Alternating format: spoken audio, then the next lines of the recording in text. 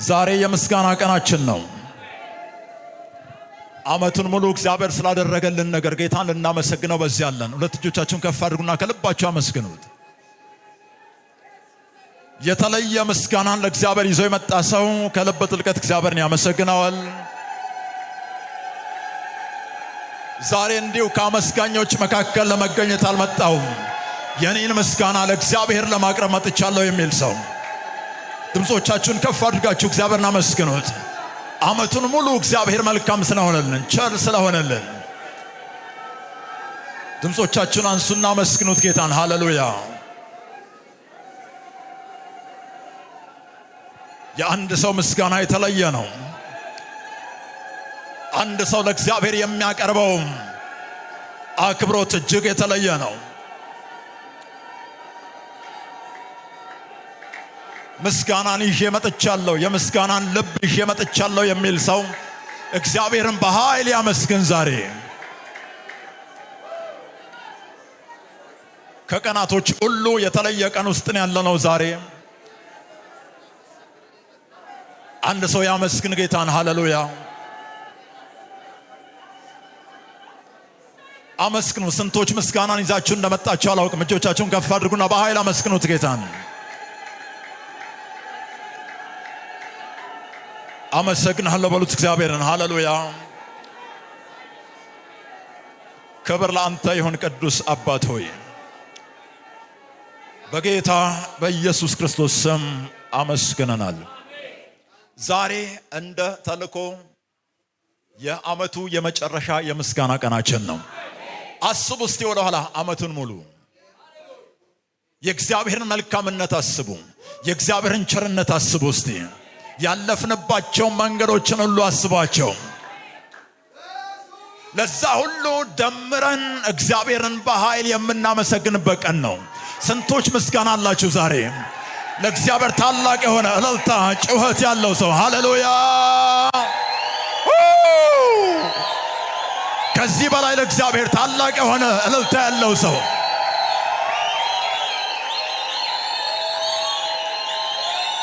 ሃሌሉያ! ስለናንተ አላውቅም። እኔ ዛሬ እግዚአብሔርን በኃይል ለማመስገን ነው የመጣሁት። አሜን። እንደ ቤተ ክርስቲያን እግዚአብሔርን በኃይል ለማመስገን ነው የመጣ ነው። እስቲ ከመንፈሳችሁ ጥልቀት እቺን ቤተ ክርስቲያን አስመልክቶ ታላቅ ምስጋና ያለው ሰው ለእግዚአብሔር እልልታን ክብርን ያመጣለታል። ሃሌሉያ! ኢየሱስ ጌታ ነው። ከዚህ በላይ ታላቅ የሆነ ክብር ለጌታ እናመጣለን። በዙፋኑ ላይ ያለው አምላክ የሚገባው አምላክ ነው። ሃሌሉያ! የዛሬ ዓመት ክብር ለኢየሱስ ይሁን። በደንብ ስሙኝ። ዛሬ የኔን ስም የማውቀውን ያክል ይህንን አውቃለሁ። የዛሬ ዓመት እዚህ ቦታ ላይ ስትቆሙ ያው እናንተ አትሆኑም። ታሪካችሁና ደረጃችሁ በብዙ የተቀየረ ይሆናል። ዓመቱን አስመልክቶ እግዚአብሔር የተናገረው ቃል በሙሉ በሕይወታችሁ ላይ ተፈጽሞ የምስጋናን የምስክርነትን እቅፍ ነዶ ይዛችሁ በእግዚአብሔር ፊት መቆም ይሆንላችኋል። ዛሬ በደንብ ስሙ። ከአሮጌው ዓመት ተከትሏችሁ የመጣ ማንኛውም ተቃራኒ ሁኔታ ከእናንተ ጋር አብሮ ወደ አዲሱ ዓመት አይሻገረም። ዛሬ ጥሎ ለመሻገር የተዘጋጀ ሰው አለ? እግዚአብሔር ዛሬ ተናግሮኛል። ይሄ ቀን ለአንድ ሰው ቀኑ ማለት ነው እንደ ቀይ ባህር ይሆናል።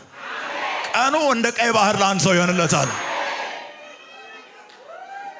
እስራኤላውያን ለብዙ ዓመታት የተከተላቸው ጠላት ነበረ። ገና ቀይ ባህር ጋር ሲደርሱ እዚያን ሰው ቀይ ባህር ጋር ሲደርሱ ይበላ እግዚአብሔር ያንን ቀይ ባህር ለነሱ ከፈለላቸው። እነሱ ተሻገሩ። ሲከተላቸው የነበረው መጨረሻ ሆነላቸው። ስለዚህ ቀኑ እንደ ቀይ ባህር ይሆናል ብሎ እግዚአብሔር ሲናገር እስካሁን ሲከተላቸው የነበረው ተቃራኒ ነገር ሁሉ በዛሬ የተዋጠ ይሆናል። በዚህ አገልግሎት የተዋጠ ይሆናል። አንድ ሰው እስቲ ከኔ ጋር አይሻገርም ይበል እስቲ።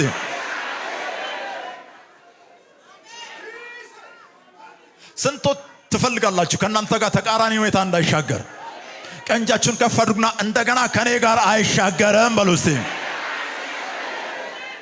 እዚህ እግዚአብሔርን እያመሰገንን ስላደረገው ነገር ሁሉ እያከበርን ሳለ ተቃራኒ ሁኔታዎች ሁሉ ዛሬ መጨረሻቸው ይሆናል።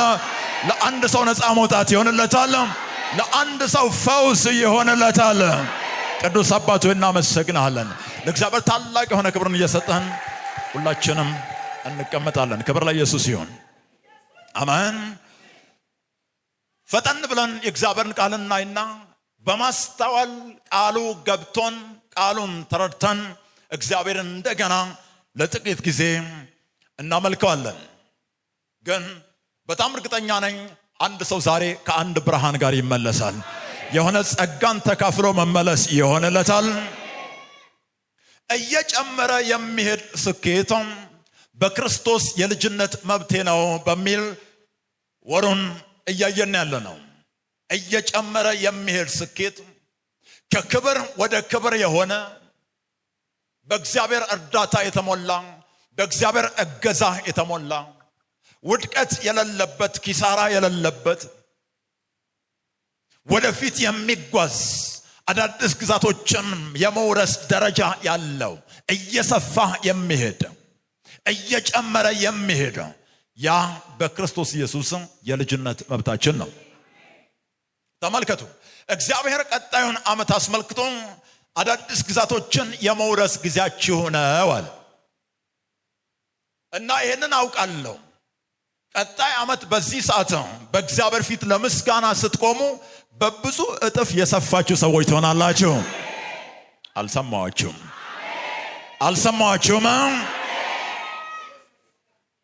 ብዙ ግዛቶችን ወርሳችሁ በብዙ ጨምራችሁ መገኘት ይሆንላችኋል። አጠገባችሁ ያለ ሰው እንዲሁ እንደሆንክ አይደለም የማይህ በሉት። በብዙ ጨምረህ በሉት። በብዙ ሰፍተህ እንገናኛለን። እንደዛው በኢየሱስም ሆኖላችኋል። አንዱ እየጨመረ ለሚሄድ ስኬታማ ሕይወት ቁልፍ የሆነው የምስጋና ምስጢር ነው። ስለዚህ የምስጋናን ኃይል መረዳት በሚል እናያለን። መዝሙር 92 ከቁጥር 1 እስከ 15 መዝሙር 92 ከቁጥር 1 እስከ 15 ላይ ቅድም የአምልኮ ምንባብ ላይ እንዳየነው ቃሉ እንደዚህ ይላል። እግዚአብሔርን ማመስገን መልካም ነው፣ ልዑል ሆይ ለስምህ ዝማሬ ማቅረብ። እግዚአብሔርን ማመስገን መልካም ነው፣ ለስሙ ዝማሬን ማቅረብ። እዚህ የምስጋናን ሕይወት የሚኖሩ ሰዎችም ሕይወትን ከአካላዊ ዓለም ሳይሆን ሕይወትን ከመንፈሳዊ ዓለም የሚኖሩ ሰዎች ናቸው። መንፈሳዊ ዓለም ሁል ጊዜ ምላሽ ሰጪ ነው። ይህን አትርሱ። መንፈሳዊ ዓለም ሁል ጊዜ ምላሽ ሰጪ ነው። በአካላዊ ዓለም እኛ ለምናደርገው ነገር መንፈሳዊ ዓለም ምላሽ ነው የሚሰጠው። በአካላዊ ዓለም የእግዚአብሔርን ቃል ከታዘዝን፣ በአካላዊ ዓለም የምስጋናን ሕይወት መኖር ከቻልን፣ በአካላዊ ዓለም መጸለይ ከቻልን፣ በአካላዊ ዓለም ጌታን ማገልገል ከቻልን የመንፈስ ዓለም ለዛ ምላሽን ይሰጣል። እግዚአብሔርን ማመስገን መልካም ነው አለ።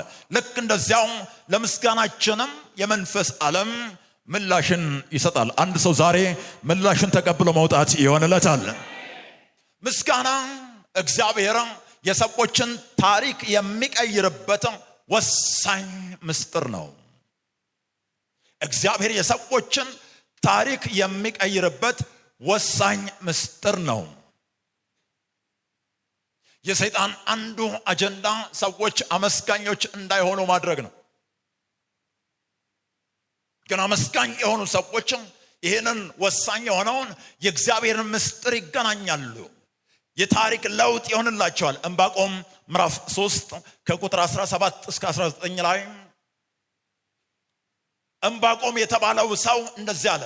ምንም እንኳን በለስ ባታፈራ አለ፣ የወይራ ስራ ቢጎድል አለ፣ እርሾችም መብልን ባይሰጡ አለ፣ ላሞችም በጋጡ ውስጥ ባይገኙ፣ በጎችም ከበረቱ ቢጠፉ፣ እኔ ግን በእግዚአብሔር ደስ ይለኛል፣ በመድኃኒቴ አምላክ ሐሴትን አደርጋለሁ። ጌታ እግዚአብሔር ኃይሌ ነው፣ እግሮቼንም እንደ ዋላ እግሮች ያደርጋል፣ በከፍታዎችም ላይ ያስኬደኛል። ቁጥር 17 ላይ ያለውን ተመልከቱ፣ በደንብ ስሙኝ። እንዲህ አይነት ጉድጓድ ውስጥ የሆነ ጥልቅ የሆነ ህይወት ውስጥ ነው የነበረው ይሄ ሰው። ምንም እንኳን በለስ ፍሬ የለውም፣ የወይን ሐረግ ፍሬ የለውም፣ የወይራ ስራ ጎሏል፣ እርሾች መብል አይሰጡም፣ በጎች ጠፍተዋል፣ ላሞች ሁሉ ጠፍተዋል። በእንደዛ አይነት አሰቃቂና አስቸጋሪ ሁኔታ ውስጥ ነው የነበረው ይሄ ሰው። ከዛ ግን ቁጥር 18 ላይ አሁን ቁልፉን ይነግረናል፣ ወሳኝ የሆነውን ቁልፍ ይነግረናል። እኔ ግን በእግዚአብሔር ደስ ይለኛል። ስሙኝ፣ እንዲህ አይነት ህይወትን 360 ዲግሪ ለመገልበጥ የ10 ደቂቃ ምስጋና አይደለም የሚያስፈልገው። ከእንዲህ አይነት ነገር መንጭቃችሁ ለመውጣት የምስጋና ህይወት ነው የሚያስፈልጋችሁ። የምስጋና ልብ ነው የሚያስፈልጋችሁ። የምስጋና የህይወት ዘይቤ ነው የሚያስፈልጋችሁ። እንዲሁ ጥቂት ደቂቃ ስለዘመራችሁ ብቻ የሚሆን ሳይሆን አመስጋኝ የሆነ ህይወት፣ ቀንም ሌሊትም ሁኔታዎች ተቃራኒ ሆነው እያሉ ማለት ነው። የእርሻ መብል አለመስጠቱ፣ የወይራ ስራ መጉደሉ የአንድ ቀን ጉዳይ አይደለም፣ የወራት ጉዳይ ነው። የወራት ብቻ አይደለም፣ የዓመታት ጉዳይ ነው። ግን በዛ ሁሉ ውስጥ ነው እኔ ግን በእግዚአብሔር ደስ ይለኛል እያለ ያለው። ለአንድ ቀን አይደለም፣ ለተከታታይ የምስጋናን ህይወት ይዞ በእግዚአብሔር ደስ እየተሰኘ ነው ይሄ ሰው እየተጓዘ ያለው። ከዛ መጨረሻ ላይ ግን እግዚአብሔር የሚያስገርም ብርሃን ትላንት ገለጠልኝ። ቁጥር 19 ሃሌሉያ። ዛሬ ይሄ እንዲበራላችሁ ጸሎቴ ነው። ጌታ እግዚአብሔር ኃይሌ ነው አለ። እግሮችን እንደ ዋላ እግሮች ያደርጋል፣ በከፍታዎችም ላይ ያስኬደኛል። እና ያ ከፍታ ቀድም የሉም ከተባሉ ነገሮች ሁሉ በላይ የሚያደርግ ማለት ነው። አሜን። ስለዚህ እግዚአብሔር ዛሬ እያመሰገናችሁ ሳለ፣ በቀጣይም ዓመቱን ሙሉ እያመሰገናችሁ ሳለ ህይወታችሁን ከጥያቄዎች ሁሉ በላይ ያደርግላችኋል። ሃሌሉያ። በኢየሱስም ዛሬ ይህንን ጸጋ ተቀበሉ። በኢየሱስም ይህንን ጸጋ ዛሬ ተቀበሉ። ስትጸልዩ የኖራችሁት ጉዳይ፣ ሲያስጨንቃችሁ የኖራችሁት ጉዳይ ከዛ ሁሉ በላይ እግዚአብሔር ያደርጋችኋል።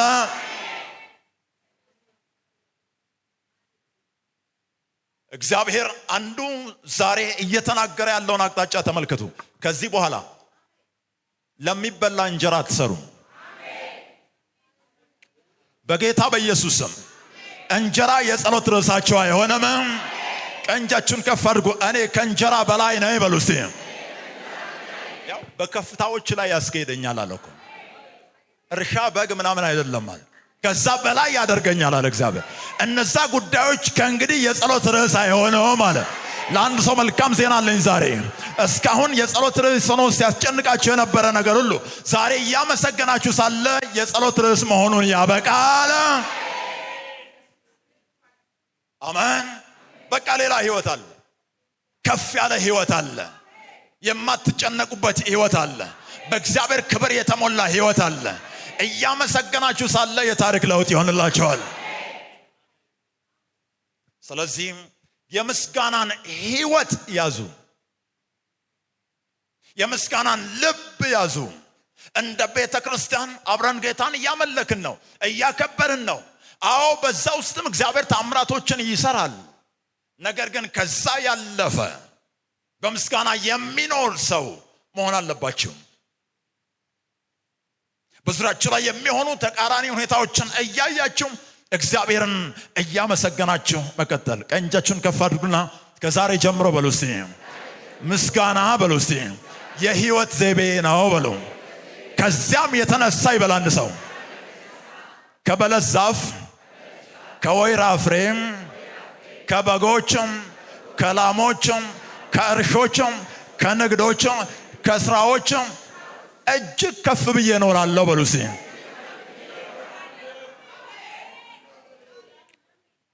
ሁሉም ሰው እንጀራ ለመብላት የሚነግድ እንዳይመስላችሁ። አሜን። ይሄ አይኖቻችሁ ሊከፈቱ ይገባል። እግዚአብሔር አንድን ሰው በቀጣይ ዓመት ያስወነጭፈዋል። ተመልከቱ። አሁን ብዙ ሰዎች ያሉበትን ደረጃ ምንም ችግር የለውም። ለእንጀራ መስራት ኃጢአት አይደለም። ነገር ግን ከዛ በላይ የሆነ ህይወት አለ። አሜን። ማለዳ ከቤት ስትወጣ እንጀራ ፍለጋ አይደለም የምትወጣው። እግዚአብሔር ከዛ በላይ ያደርጋቸዋል።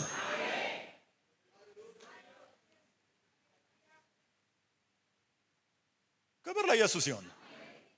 እግዚአብሔር እንደ ዋላ ያደርግና በከፍታዎች ላይ ያስኬደኛል። አልወርድም አለ ወደ ታች።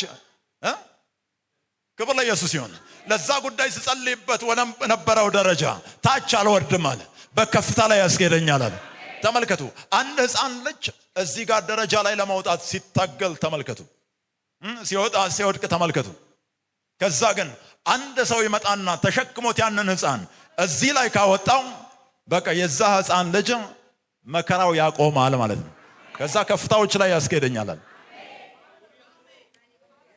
ይሄ ለአንድ ሰው ትንቢታዊ ነው። ይሄ ለአንድ ሰው ትንቢታዊ ነው። ከዛሬ ጀምሮ እግዚአብሔር ወደ ከፍታ ያስወነጭፋቸዋል። ትግሎቻችሁ ሁሉ መጨረሻቸው ይሆናል። በጌታ በኢየሱስም እግዚአብሔር ከመታገል ዓለም በላይ ያደርጋቸዋል። አሜን። እግዚአብሔር በከፍታዎችም ላይ ያስኬደኛል። የታሪክ ለውጥን የሚያመጣ ያ ሰው ከነበረበት ሁኔታ እግዚአብሔር ለውጥን አደረገለት። ያም ማለት ኢየሱስ ጌታ ነው። ዘመኑ አይዛችሁም፣ ኢኮኖሚው አይዛችሁም። ቀንጃችሁን አንሱ። ዛሬ ይባርካችኋል። በመንፈስ ነው የሚባርካችሁ።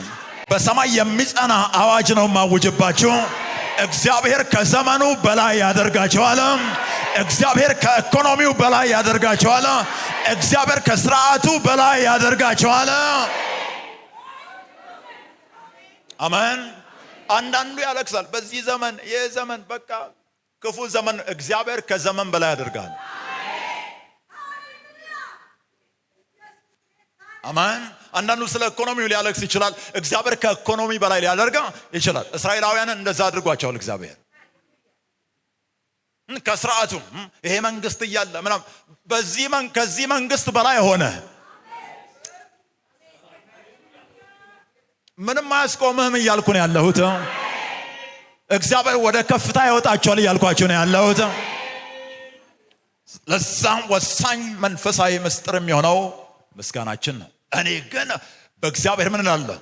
ደስ ይለኛል። እስቲ አንሶ ታላቅ የሆነ ሃሌሉያ ለጌታ። የተነገረው ቃል የኔ እድል ፈንታ ነው የሚል ሰው ከዚህ በላይ ታላቅ ሃሌሉያ። ተመልከቱ። ክብር ለኢየሱስ ይሁን። እንዴት እንደገባኝና እንዳሳረፈኝ ልነግራችሁ አልችልም።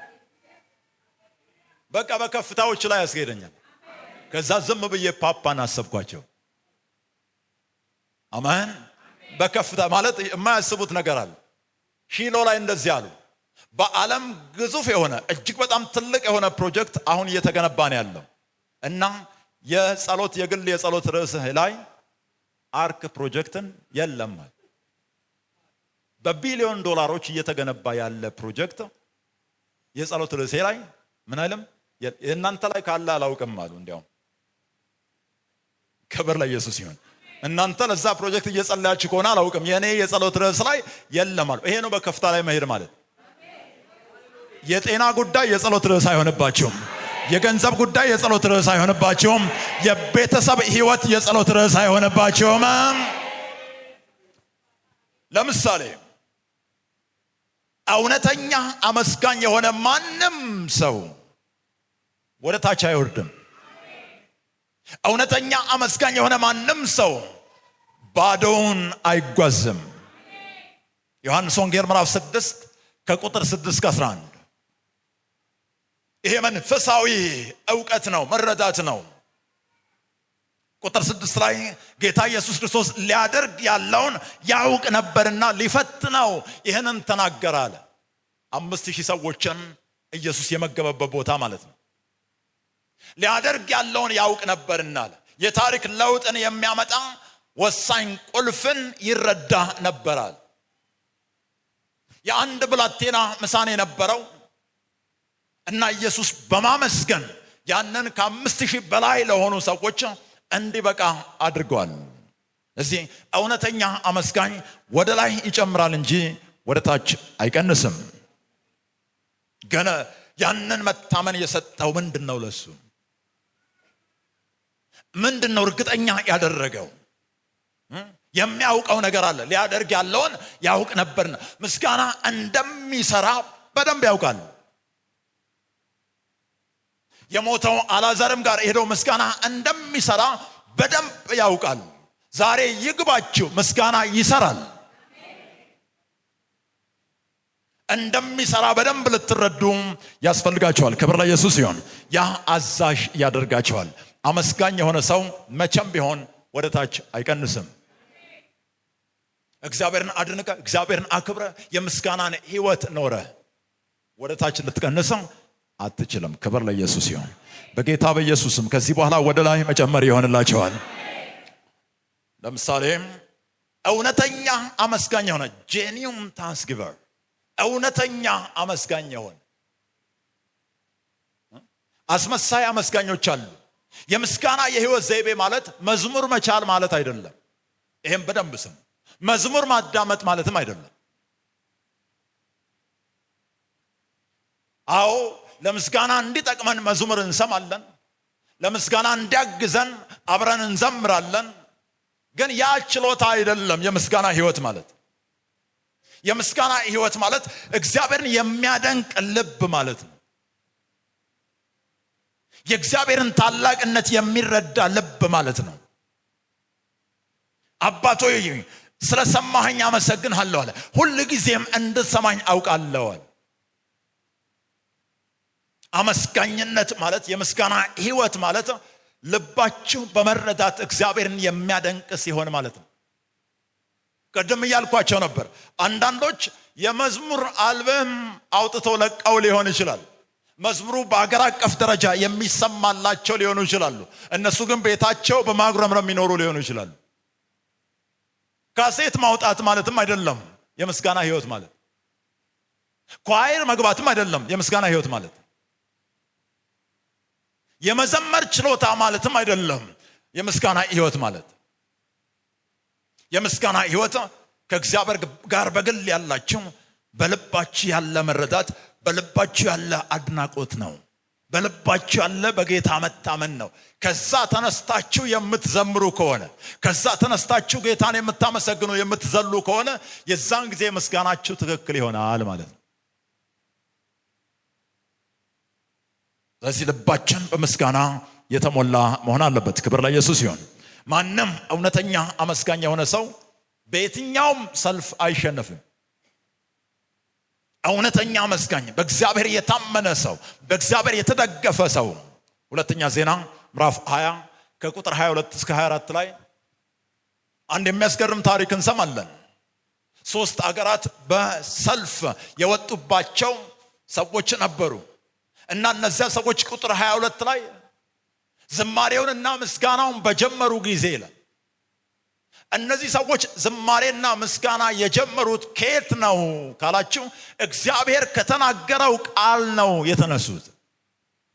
እግዚአብሔር የተናገረው ቃል ስለገባቸው፣ የእግዚአብሔር አዳኝነት ስለገባቸው፣ የእግዚአብሔር ታላቅነት ስለገባቸው፣ ከዛ ከመጣባቸው ወገን ከጦርነት እግዚአብሔር ሊታደጋቸው እንደሚችል ስለተረዱ መዘመር ጀመሩ። 3 አገር በእነሱ ላይ የጦር መሳሪያ ይዘው መጥተውባቸዋል። ገና እግዚአብሔር ደግሞ ዘምሩ አላቸው። አመስጋኝ የሆነ ሰው ማንም በየትኛውም ሰልፍ አይሸነፍም። ቁጥር 23 ላይ የአሞንና የሞዓብ ልጆች በሰይር ተራራ በሚኖሩት ላይ ፈጽሞ ይገሏቸው ዘንድ ያጠፏቸውም ዘንድ ተነስተውባቸው ነበራል። በሰይርም የሚኖሩት ካጠፉ በኋላ እያንዳንዱ ባልንጀራውን ለማጥፋት ተረዳዳል። 3ቱ ይሁዳን ለመውጋት ነበር የወጡት። እርስ በርስ ነው መጣላት የጀመሩት፣ መጠፋፋት የጀመሩት። መቼ? እነዚህ እግዚአብሔርን ማመስገን ሲጀምሩ። እዚሁ ጌታን እያመሰገናችሁ ሳለ በእናንተ ላይ የተነሱ ጠላቶች ሁሉ እርስ በርስ ይተላለቃሉ። በጌታ በኢየሱስም ለአንድ ሰው ዛሬ ጸልያለሁ። የትኛውም የሲኦል አጀንዳ በእናንተ ላይ አይከናወንም። በደንብ ስሙ። ዝም ብላችሁ የምስጋናን ልብ ያዙ። ዝም ብላችሁ በእግዚአብሔር ታመኑ። የትኛውም ጉድጓድ አይውጣችሁም። የትኛውም ወጥመድ አይይዛችሁም። የትኛውም ሰልፍ አያሸንፋችሁም። አመስጋኛውን ሰው ቀኝ እጃችሁን ከፍ አድርጉ። በ2026 በሉ እስቲ ዓመቱን ሙሉ የምስጋና ልብ ይኖረኛል በሉ። የምስጋና ህይወት ይኖረኛል በሉ። በየትኛውም ሰልፍ በሉ አልሸነፍም። አመስጋኝ መቼም ቢሆን አይሸነፍም። ክብር ለኢየሱስ ይሁን። ማለት ይሄ በጣም ታላቅ መረዳት ነው። በዝማሬ ጦር ሜዳ መሄድ ታላቅ መረዳት ነው። በተቃራኒ ሁኔታ ፊት ቆሞ ማመስገን ማወደስ ታላቅ መንፈሳዊ መረዳት ነው። አብዛኛውን አማኝ ተመልከቱ። የሆነ ነገር ሲገጥመው መጨነቅ መጀመር ነው። ማልቀስ መጀመር ነው። ግራ መጋባት መጀመር ነው። ጌታን መክሰስ መጀመር ነው። የት ሄደሃል ሁሉ ይሉታል እግዚአብሔርን። ብዙ አማኞች አሁን ከዛ መንፈስ እንውጣ በጌታ በኢየሱስም። ዛሬ ከአንድ ሰው ላይ የማጉረምረም መንፈስ የተሰበረ የሆነ፣ የጭንቀት መንፈስ በኢየሱስም የተሰበረ የሆነ፣ የሐዘን መንፈስ በኢየሱስም የተሰበረ የሆነ። ብዙሃንን አትቀላቀሉ። በውጭ ያሉትማ በቃ የሉም። ግን ውስጥም ሆኖ አሁንም ጌታ ላይ የሚያማርሩ ሰዎች አሉ። ማማረሩን ተው። ዕንባቆም ያልገጠመው ነገር አልገጠመህም አንተን። ንግዴ ትርፍ የለውም ካልክ ዕንባቆም ገጥሞታል። የሆነ ነገር ዘገየብኝ ካልክ አብርሃም ገጥሞታል። ሰልፍ መጣብኝ ካልክ ያው እነ ይሁዳ ገጥሟቸዋል። ነገሮች አነሱብኝ ካላችሁ ኢየሱስን ገጥሞታል። ሞተብኝ ካላችሁ ኢየሱስን ገጥሞታል። ያም ግን በዛ ሁሉ ውስጥ እግዚአብሔርን በማመስገን ታምራታዊውን ሕይወት ኖረዋል። ስለዚህ አሁን መረዳት ነው። ከመረዳት የመነጨ ውሳኔም ነው። መንፈሳዊ መረዳት ነው።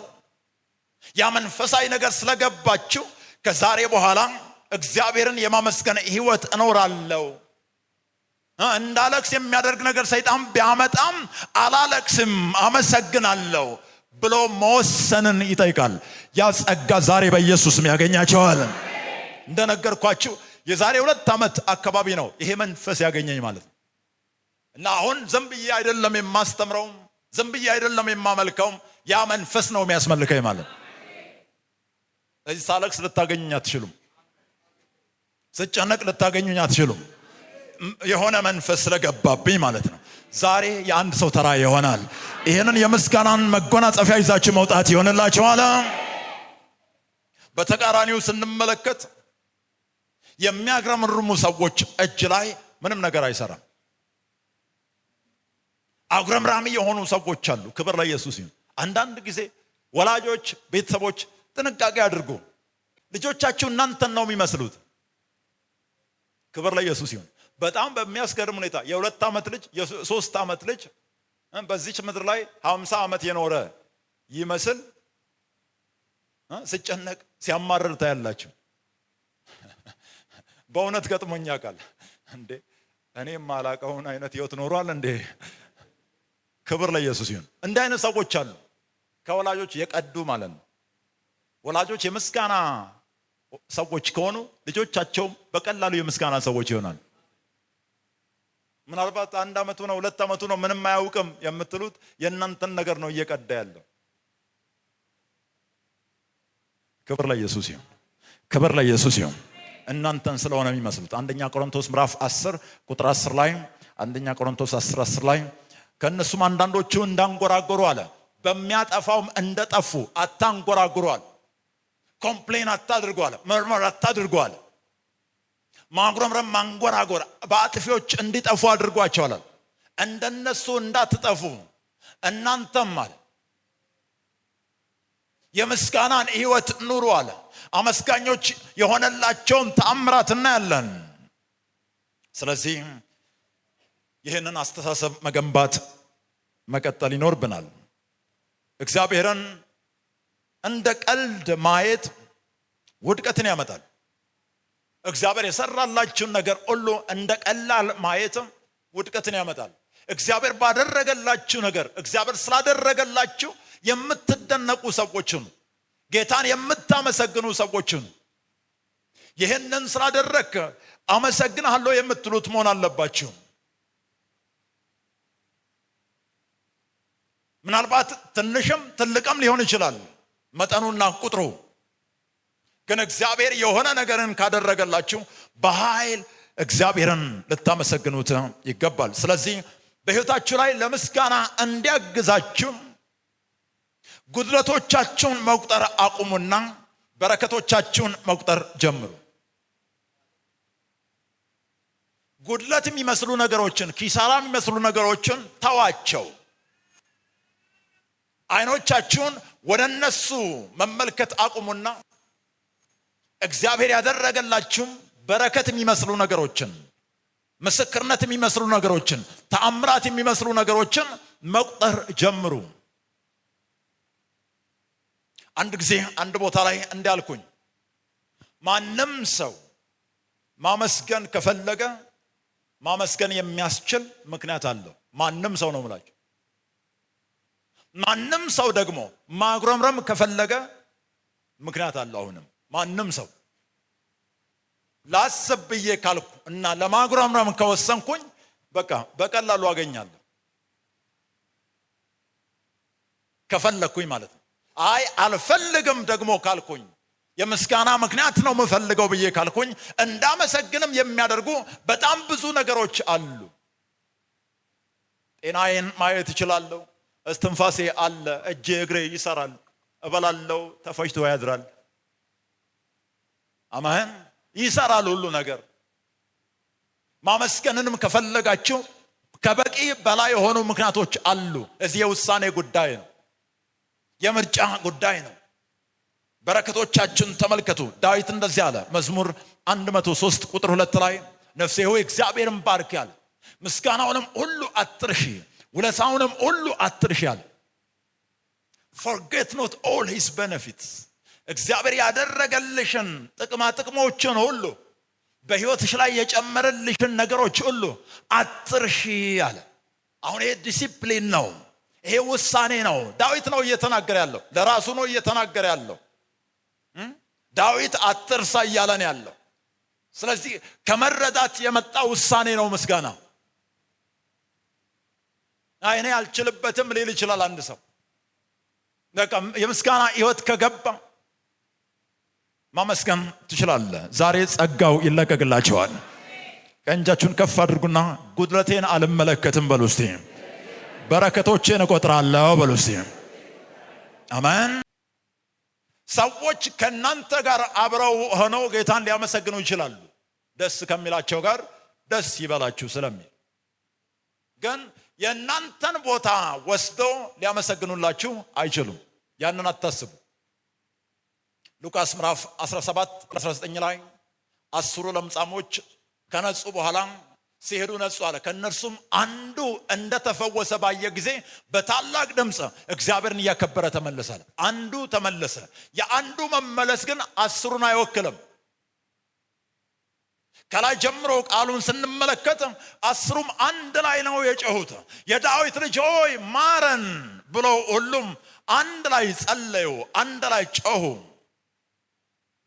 መልሱም የመጣላቸው አንድ ላይ ነው የመጣው። አሜን። እነሆም ሲሄዱ ምን አሉ? ነጹ አለ። ለሁሉም ነው መልስ የመጣላቸው።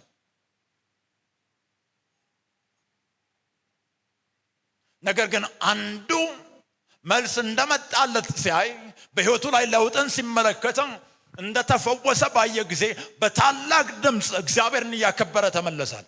በታላቅ ድምፅ እየጮኸ ተደነቀ፣ ተገረመ። በቃ ክብር ለኢየሱስ ይሁን። እዛ ጌታ ኢየሱስ ክርስቶስ ቁጥር 17 ላይ እንዲህ ብሎ ጠየቀ፣ 10 አልነጹም? ምን አለ? 9ስ ወዴት አሉዋል? እግዚአብሔር እያንዳንዱ ሰው በግል ይጠብቃል በምስጋና እንዲመለሱ ማለት። ምስጋና ለሌሎች አሳልፋችሁ የምትሰጡት ኃላፊነት አይደለም። ሰዎች ከናንተ ጋር ጌታን እንዲያመሰግኑ መጋበዝ ትችላላችሁ፣ ግን ለናንተ ለተደረገላችሁ ነገር በግላችሁ እግዚአብሔር እናንተ ናችሁ ማመስገን ያለባችሁ። ዳዊት ሚስቱ እንኳን አብራ ለምስጋና አልቆመችለትም፣ እንዲያውም ናቀችው ይላል። በእግዚአብሔር ፊት ሲጨፍር ሲዘል ባየች ጊዜ ንጉሥ ምንኛ ከብሯል ዛሬ አለች፣ ቀለደችበት። ግን ዳዊት እንደዚህ አለ፣ ምን እንደተደረገልኝ እኔ ነኝ ማውቀዋል። ከበግ መካከል እኮ ነው ቤተ መንግስት የገባውታል። እግዚአብሔር ነው ታሪኬን የቀየረዋል። አሜን። ለዚህ አምላክ ነው መዘለው፣ ለዚህ አምላክ ነው መጫወተዋል። ባል ሚስቱን መወከል አይችልም፣ ሚስት ባሏን እንኳን መወከል አትችልም። በዚህ ምስጋና እያንዳንዱ ሰው ራሱ ነው ማመስገን ያለበት። ለሌሎች አሳልፋችሁ የምትሰጡት ኃላፊነት አይደለም። ክብር ለኢየሱስ ይሁን። በፍጥነት ለማመስገን የሆነን ጸጋ በኢየሱስም ዛሬ ተቀበሉ። ሰው ሁሉ ጊዜም አመስጋኝ ሁኑ። እግዚአብሔር ላደረገላችሁ ነገር ሁሉ ጊዜ አመስጋኝ ሁኑ። በምስጋና መመለስን ልማዳችሁ አድርጉ። ወደ እግዚአብሔር በምስጋና መመለስን እንደ ቤተ ክርስቲያን እንደዚህ እንደምንመለሰው ላለፉት 44 ዓመታት የምስጋና ቤት እንደሆነ ይታወቃል። ይሄ ተልእኮ በዓለም አቀፍ ደረጃ ያ ነው እያስወነጨፈን ያለው። ከዓመት ዓመት እያስወነጨፈን ያለው የዚህ ዓመት ሺሎ እንኳን በዓለም አቀፍ ደረጃ የተከታተሉ ሰዎች አምና ከነበረው በ1 ሚሊዮን ቁጥሩ ጨምሯል። በዚህ ዓመት የሚያስገርሙ ነገሮችን እግዚአብሔር እያደረገልን ያለው፣ እንደ አጥቢያ ቤተ ክርስቲያንም በየጊዜው እግዚአብሔር የሚጨምረን ነገር እያደረገልን ያለው በምስጋና መመለስን። ክብር ለኢየሱስ ይሁን። በምስጋና መመለስን ልማዳችሁ አድርጉ። ስለዚህ እንደ አጥር ሕይወታችሁን መቅጠር ያለባችሁ ከማጉረምረም፣ ከመጨነቅ፣ ከማዘን ሕይወታችሁን እጠሩ። የትኛውም ተግዳሮት በመንገዳችሁ ላይ ከመጣ ክብር ለኢየሱስ ይሁን። ምን ማለት ነው? ተአምራት መጣ ማለት ነው። እስቲ አጠገባችሁ ያለው ሰው ንገሩት። ይሄ በደንብ ቢገባችሁ ዛሬ ደስ ይለኛል። ተግዳሮት መጣ ማለት በሉ እስቲ ተአምራት መጣ ማለት ነው በሉ። ተግዳሮቱን ተአምራት አድርጎ የሚቀይረው ምስጋና ነው። ተግዳሮቱ ሲመጣባችሁ ማመስገን ስትጀምሩ፣ እግዚአብሔርን ማክበር ስትጀምሩ ምን እያላችሁ ነው? እግዚአብሔር ሆይ አንተ አለህ እያላችሁ ነው። አንተ አያልነ፣ አንተ ታማኝ ነህ፣ አንተ ትሰራለህ እያላችሁት ነው እግዚአብሔር። እኛ ላናይ እንችላለን። በመንፈስ ዓለም ላይ እግዚአብሔር እንዴት እየሰራ እንደሆነ ሙሉ ነገሩ ላይገባን ይችላል። ነገር ግን ተግዳሮቱ ሲመጣ በእግዚአብሔር መታመናችሁን በምስጋና ስታሳዩ እግዚአብሔር ጣልቃ ይገባል። ክብር ለኢየሱስ ይሁን። ክብር ለኢየሱስ ይሁን። ምስጋና እጅግ አያሌ የሆነ መንፈሳዊ ኃይል ነው። ጠላቶቻችሁ በእናንተ ላይ እንዳይስቁ የሚያደርግ ማለት ነው። ክብር ለኢየሱስ ይሁን። ምስጋና ከቤተ ክርስቲያን እድገትም ጀርባ ያለ ምስጢር ነው። ቀጣይነት ያለው የቤተ ክርስቲያን እድገት በምስጋና እውን የሚሆን ነው። ኤርምያስ ምዕራፍ 30 ቁጥር 19 ላይ ከነሱም ዘንድ የምስጋናና የደስተኞች ድምጽ ይወጣል፣ እኔም አበዛቸዋለሁ አያንሱም፣ እኔም አከብራቸዋለሁ ታናሽም አይሆኑም፣ አያንሱም ታላቅ ይሆናሉ። የሚያመሰግኑ ሰዎች እየጨመሩ የሚሄዱ ሰዎች ናቸው። ከዚች ቤተ ክርስቲያን ጀርባ የእግዚአብሔር እጅ አለ። ግልጽ የሆነ የእግዚአብሔር እጅ አለ። ክብር ለኢየሱስ ይሁን። በእነዚህ 44 ዓመታት በ146 ሀገራት የሚያስገርም አይነት የእግዚአብሔር እጅ፣ መብዛትን ያመጣ የእግዚአብሔር እጅ፣ ብዙዎችን የሳበ የእግዚአብሔር እጅ። ዮሐንስ ምዕራፍ 6 ቁጥር 44 ላይ ጌታ ኢየሱስ ሲናገር የላከኝ አብ ከሳበው በቀር ወደ እኔ ሊመጣ የሚችል ማንም የለም። እግዚአብሔር ብዙ ሰዎችን በዓለም ዙሪያ ሰብስበዋል። ብዙዎችን አድኗቸዋል። ብዙዎችን ነፃ አውጥቷቸዋል። እግዚአብሔር ብዙ ምስክርነቶችን እግዚአብሔር ሰጥቶናል። ያ የእግዚአብሔር እጅ ነው። ግን ለአንድ ሰው ዛሬ እያመሰገነ ሳለ እግዚአብሔር ብዙ ደንበኞችን ስቦ ያመጣላቸዋል። ይህን ስሙ። መቀበል የሚችል ሰው አንድ ደንበኛ መጥቶልህ ከሆነ እግዚአብሔርን በኃይል አመስግን። ለዛ አየር የለም አትበል። የትንፋሽም አየር እንዳይጠፋብህ አሜን። የምትተነፍሰውም እንዳይጠፋብህ ማለት ነው። ክብር ለኢየሱስ ይሁን። አንድ ሰው እኮ መጥቷል እኮ ከጧት እስከ ማታ ምናልባት ለአንድ ሰው ሽጣ ሊሆን ይችላል። የ100 ብር ዕቃ ሽጣ ሊሆን ይችላል። አየር የለም እያልክ ቤት አትግባ። እግዚአብሔር አንድ ደንበኛ ከከተማ ስላመጣህልኝ አመሰግናለሁ። የሚቀጥለው ቀን ስትሄድ 10 ሰው ይመጣልሃል። አሜን። መቼም አይተም ማታቀውን አስበም ማታቀውን ሰው እግዚአብሔር ያመጣልሃል ማለት ነው። ለአንድ ሰው ዛሬ ጸልያለሁ። ጌታ ይህንን ስለተናገረኝ ነው። የሚቀጥለው ዓመት ላይ በምስጋና ህይወት ለሚኖር ሰው ምናልባት ስለ አንድ ሰው ሊሆን ይችላል እያመሰገንክ ያለው 100 ደንበኞችን እግዚአብሔር ያመጣልሃል በጌታ በኢየሱስም። ለአንድ ሰው ደግሞ ከ100 ደንበኛ የሚበልጥ አንድ ሰውን እግዚአብሔር ያመጣለታል። አሜን። 10 ዓመት ከምትሰራ የሚበልጥ አንድ ኮንትራት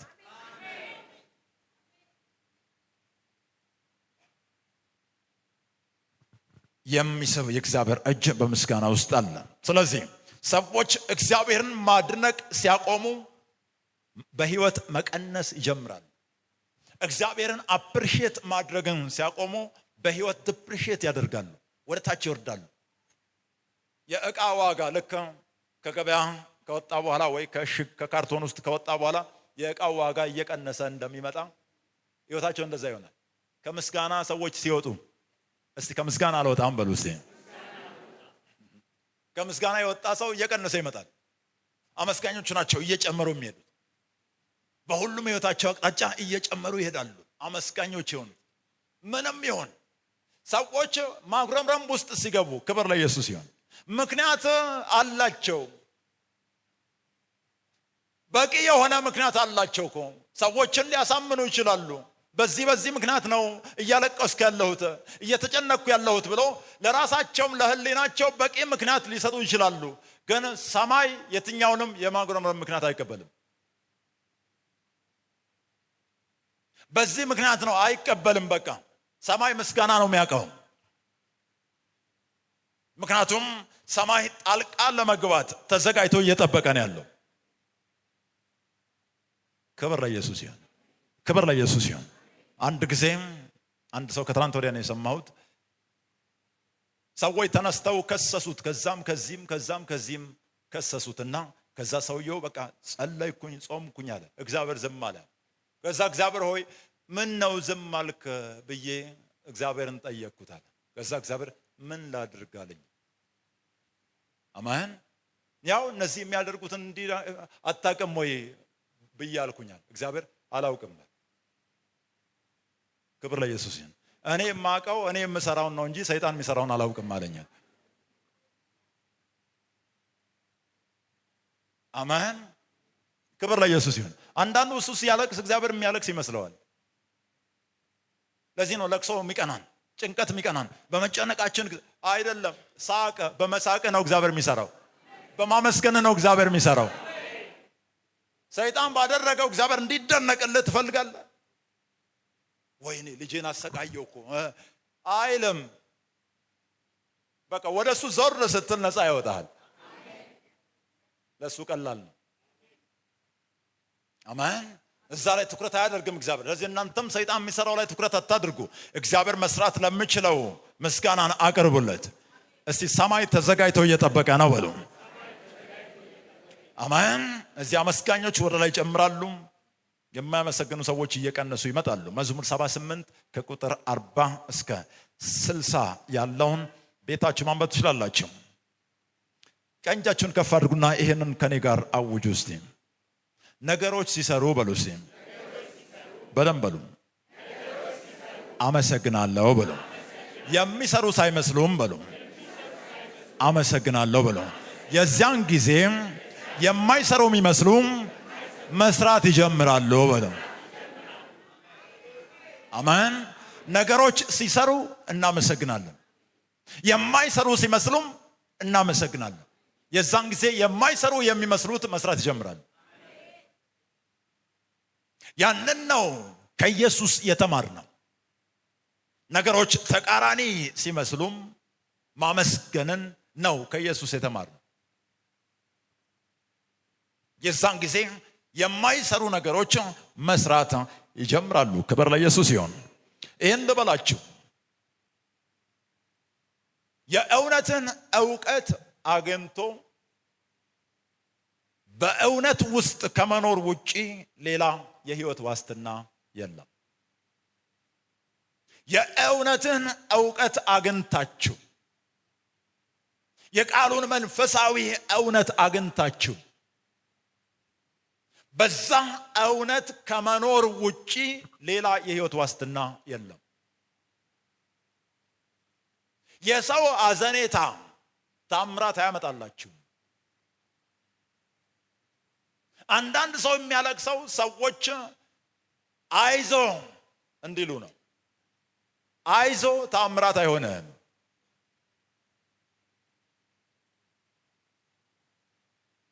ምን እንደደረሰብኝ አልሰማህም እንዴ? ምን ነው ዝም አልከኝ ሊሉ ይችላሉ። ግን የእውነትን ዕውቀት አግኙ። አንዱ ማግኘት ያለብን የእውነት ዕውቀት የምስጋና ህይወት ነው። ነገሮች የሚሰሩት በዛ እውነት ውስጥ ነው። የተለያየ ህይወታችሁን አቅጣጫ አስመልክቶ የእውነት ዕውቀት አለ። ያን ዕውቀት አግኝታችሁ በዛ ዕውቀት መኖር ስትጀምሩ ዋስትና ያለው የተረጋገጠ የተአምራት ህይወት ይሆናል። የተረጋገጠ ማለት በምንም የማይናወጥ። ያንን እስክታገኙ ድረስ ግን ተአምራቶቻችሁ ሊዘገዩ ይችላሉ። ነገሮቻችንን እንዲሰሩ ወደ ላይ እንድንጨምር የሚያደርገው አንዱ የእውነት ዕውቀት የምስጋና የህይወት ዘይቤ ነው። ምናልባት ዝማሬ ስላልኳችሁ መዝሙር አያስፈልግም ያልኳችሁ እንዳይመስላችሁ። ያም ማለት አይደለም። ልባችሁ ውስጥ ምስጋና ሞልቶ ዘምሩ። የዛን ጊዜ ዝማሬው ትርጉም ይኖረዋል። የምስጋናን የህይወት ዘይቤ መኖር፣ ማጉረምረምን የሚያስከትሉ ነገሮች ሲመጡ ያንን ማስቆም። ክብር ለኢየሱስ ይሁን። ክብር ለኢየሱስ ይሁን። በመጨረሻ በዚህ ዓመት በ2025 ካለፈው ጥር ጀምሮ ማለት ነው እስከ አሁን ድረስ ዓመቱን ሙሉ በግል ህይወታችን ላይ እግዚአብሔር ላደረጋቸው ድንቅ ስራዎች ዕውቅናን መስጠት አለብን። ለእያንዳንዱ ድንቅ ስራ ዕውቅናን መስጠት አለብን። መዝሙር 103 ከቁጥር 1 እስከ 5 መዝሙር 103 ከቁጥር 1 እስከ 5 ዳዊት እንደዚህ አለ። ነፍሴ ሆይ እግዚአብሔርን ባርክ ያለ፣ አጥንቶቼም ሁሉ የተቀደሰ ስሙን። ሁለንተናው እግዚአብሔርን እንዲያመሰግን ዳዊት ይፈልጋል። ነፍሴ ሆይ እግዚአብሔርን ባርኪ፣ ምስጋናውንም ሁሉ አትርሻል። እስቲ አንድ ሰው ታላቅ ሃሌሉያ ይበል። እስቲ ከዚህ በላይ ታላቅ ሃሌሉያ በሉ። እስቲ ቁጥር 3ን ተመልከቱ። አሁን ጥቂቶችን እናያለን። እግዚአብሔር በዚህ ዓመት ያደረገልን ኃጢአትሽን ሁሉ ይቅር የሚላል።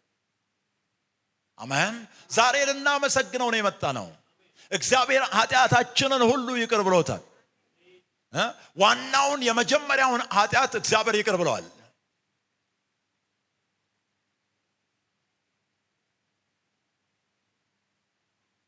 ጌታን ተቀብለናል። የዘላለም ህይወትን አግኝተናል። የእግዚአብሔር ልጆች ሆነናል። ዋናው ኃጢአታችን ይቅር ስለተባለ ከዛ ሲሻገር ደግሞ ዓመቱን ሙሉ ተመልከቱ። በ300 ምናምን ቀናት ውስጥ ስንት ስህተቶችን እንደሰራን፣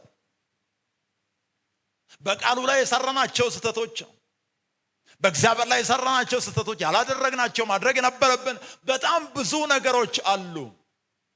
እነዛን ሁሉ እግዚአብሔር ይቅር ብሎን ዛሬ በፊቱ ቆመናል። አንድ ሰው ለእግዚአብሔር ታላቅ ክብርን ያመጣል።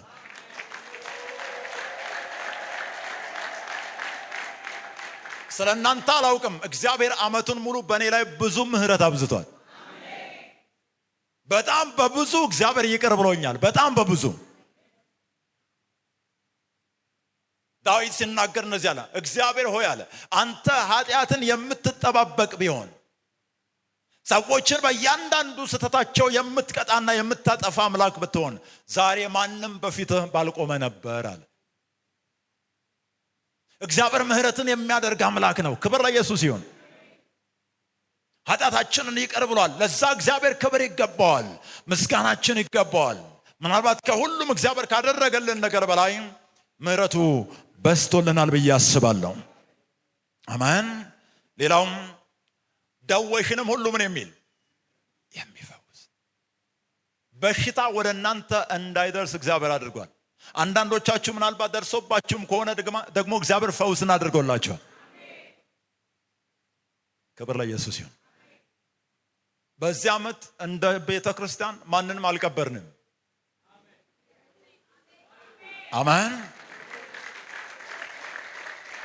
ክብር ለኢየሱስ ይሁን። እግዚአብሔር ጠብቆናል። እንደ ቸርች ማለት እንደ ቤተሰብ እግዚአብሔር ጠብቆናል። እስቲ ሐኪም ቤት አልጋ ላይ ያልተኛችሁ፣ በዚህ ዓመት ሆስፒታል አልጋ ላይ ያልተኛችሁ፣ አሜን። ታዲያ ምስጋና አይገባውም እግዚአብሔር? ኦኬ። አንዳንዶቻችሁ ደግሞ በተለያየ አጋጣሚ ገብታችሁ ሊሆን ይችላል ሆስፒታል። ከገባችሁበት እግዚአብሔር አውጥቷችኋል። ክብር ለኢየሱስ ይሁን። እዛው አልቀራችሁም፣ በዛው አልጠፋችሁም። እግዚአብሔር ፈውስን አድርጎላችኋል። ለዛ ነው ዛሬ በሕይወት እዚህ ያላችሁ። ግን ዛሬ ለዛ እያመሰገናችሁ ሳለ ቀጣይ ዓመት ለሕክምና አንድ ብር አታወጡም። እንዴት ይቻላል ሊል ይችላል አንድ ሰው። ያው 14 ዓመት ሞላን እኔና ልጆቼ ባለቤቴ ለሕክምና አንድ ብር አውጥተን አናውቅም። ልጆቻችን ሽሮፕ እንኳን ቀምሰው አያውቁም። ያው ቃሉ ነው። አሜን። ደዌሽን ሁሉ ምን የሚያደርግ የሚፈውሳል። ያ ማለት ወደ አንተ ሲመጣ እዛው መንገድ ላይ ይፈውሰዋል። አየሩ ተበክሎ ወደ አንተ ሲመጣ ያጸዳዋል እግዚአብሔር። አንተ ከተነፈስክ ባለ ውስጥ ሲገባ ንጹህ አየር ሆኖ ይገባል ማለት። ያ ሁሉ የእግዚአብሔር ምህረት ነው። ያ ሁሉ የእግዚአብሔር መልካምነት ነው። በጣም ብዙ ነገሮችን ልንቆጥር እንችላለን፣ ቆጥረንም አንጨርሳቸውም። ግን እግዚአብሔርን በኃይል ልናመሰግነው ያስፈልጋል። ክብር ለኢየሱስ ይሁን። እግዚአብሔር መውጣት መግባታችንን ጠብቆልናል። ስንገባ ተጠብቀናል፣ ስንወጣ ተጠብቀናል። ቁጥር 4 ላይ ሕይወትሽን ከጥፋት የሚያድናታል። እግዚአብሔርን የጠበቀን እኛ ራሳችንን መጠበቅ አንችልም። አንድ ጊዜም አንድ ሰው ሲናገር እንደዚህ አለ፣ መኪና እየነዳ አንተ ልትጠነቀቅ ትችላለህ አለ። እግዚአብሔር ካልጠበቀ ግን ሌላው መጥቶ ሊገጭ ይችላል። ክብር ለኢየሱስ። አይ እኔ ጠንቃቃ ነኝ ምናምን አይሰራም። ተጠንቅቆ የሚነዱት ሞተዋል። ያንተ ጥንቃቄ አይደለም፣ እግዚአብሔር ነው የታደገው፣ እግዚአብሔር ነው የጠበቀ ማለት ነው። አስብ፣ ልጆች አንተ በሌለበት ይወጣሉ፣ ትምህርት ቤት ይገባሉ፣ ይመላለሳሉ፣ ግን በሰላም ይመጣሉ። ማንም የሚጠብቃቸው በሌለበት እግዚአብሔር ጠብቋቸው ማለት ነው። ንብረትህም ቤትህን ጥለህ ስንት ቦታ ሄዳል በዚህ ዓመት? አሜን።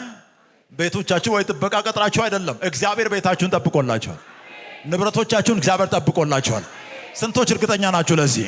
እስቲ ለእግዚአብሔር ታላቅ የሆነ ክብር እናመጣለታለን። ቀንጃችሁን ከፍ አድርጉና እግዚአብሔር ጠብቆኛል በሉ እስቲ። ከዛሬ በኋላ በሉ እስቲ ክፉ ዜና አልሰማም በሉ። እዚህ ላደረገው ምስጋና ይገባዋል።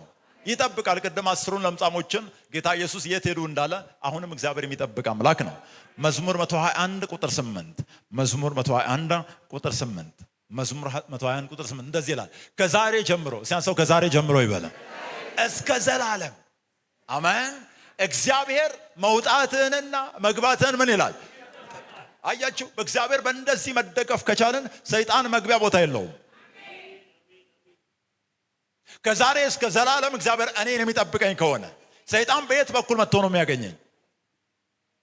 ለዚህ ነው እሱን የማመሰግነው አምላኬን፣ ጠባቂ የሆነውን መታመኛ የሆነውን። በ2026 ክፉ ዜና አትሰሙም። ጥቃት አይሆንባችሁም።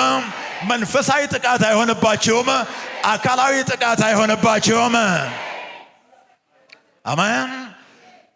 የመጨረሻው ያ ብዙ ነገር ነው፣ ግን የመጨረሻው እግዚአብሔር የሚያስፈልገንን ሁሉ አቅራቦት አድርጎልናል ዓመቱን ሙሉ። ዳዊት ጥቂቱን ነገር ቆጥሮ እግዚአብሔርን የሚያመሰግን ሰው ነው። ተኛው አንቀላፋው አለ፣ እግዚአብሔር ደግፎኛልና ነቃው አለ። ስለ መንቃቱም የሚያመሰግን ሰው ነው። እግዚአብሔር አቅራቦትን አድርጎልናል። ቁጥር 4 መዝሙር 103 ቁጥር 5 እንደዚህ አለ፣ ጎልማሳነትሽንም ከምኞቱ ያጠግባል። ክብር ለኢየሱስ ይሁን። መዝሙር 103 ቁጥር 5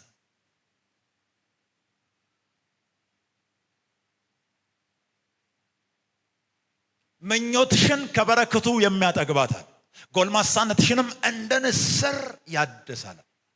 የምንፈልገውን ሁሉ እግዚአብሔር ሲያቀርብልን ነበር። ምናልባት አንድ ሰው ዘመኑ መጥፎ ነው እንዲያ ነው እንዲህ ነው ሲል ከርሞ ሊሆን ይችላል። ግን አንድ ጥያቄ ልጠይቃችሁ። እስቲ ዓመቱን ሙሉ ምግብ የበላችሁ ተመልከቱ። ክብር ለኢየሱስ ይሁን። አሜን። እግዚአብሔር ምስጋና አይገባውም? እስቲ ታላቅ የሆነ ሃሌሉያ። ኑሮ ተወደደም ቀነሰም ጨመረ ብቻ ዓመቱን ሙሉ መልታቸዋል ማለት ነው። ዛሬ ጸሎቴ ደግሞ ይሄ ነው። ቀጣይ ዓመት ላይ ምግብ የጸሎት ርዕስ አይሆንባቸውም። እንጀራ የጸሎት ርዕስ አይሆንባቸውም። ዓመቱን ሙሉ ልብስ የለበሳችሁ እስቲ አሜን። ዓመቱን ሙሉ እስቲ ልጆቻችሁን ያስተማራችሁ እስቲ ክብር ለኢየሱስ ይሁን። ዓመቱን ሙሉ እስቲ አየር የተነፈሳችሁ በነፃ ለዛው። ስለዚህ የሌለውን ማየት ተውና ያለውን ተመልከቱ። እግዚአብሔርን አመስግኑ። ቀጣይ ዓመት የተሻለ ይሆንላችኋል። መዝሙር 150 ቁጥር 6 መዝሙር 150 ቁጥር 6 በእግሮቻችን ተነስተን ይሄንን በጋራ አንብበን ከዛ ጌታን ለጥቂት ደቂቃዎች አብረን እናመልከዋለን። ሃሌሉያ። የእግዚአብሔር ቸርነት የእግዚአብሔር መልካምነት በእኛ ላይ ብዙ ነው። ሁላችንም በእግሮቻችን ነሳ። ስንቶች ተዘጋጅታችኋል ጌታን ለማመስገን? እንዲህ የምስጋና ምክንያት የገባችሁ ሰዎች አላችሁ? የሆነ ነገር ገብቷችኋል? በእርግጥ እስቲ አንድ ላይ እናንብበው። 1 3 ደግማችሁ አንብቡ እስቲ ለመጨረሻ ጊዜ በኃይል። በቃ መደምደሚያው ይሄ ነው። አሜን። እጆቻችሁን ከፍ አድርጉና እስቲ ጌታ ሆይ አመሰግናለሁ በሉ። ለጥቂት ደቂቃ አመስግኑት። ኳይሮች ወደዚህ ይመጣሉ። ሃሌሉያ። አመስግኑት እግዚአብሔርን በኃይል አመስግኑት። ላደረገላችሁ ነገር ሁሉ ዓመቱን ሙሉ እያሰባችሁ እየቆጠራችሁ እግዚአብሔርን አክብሩት። አመሰግናለሁ ጌታ ሆይ በኃይል አመስግኑት። ከልባችሁ አመስግኑት፣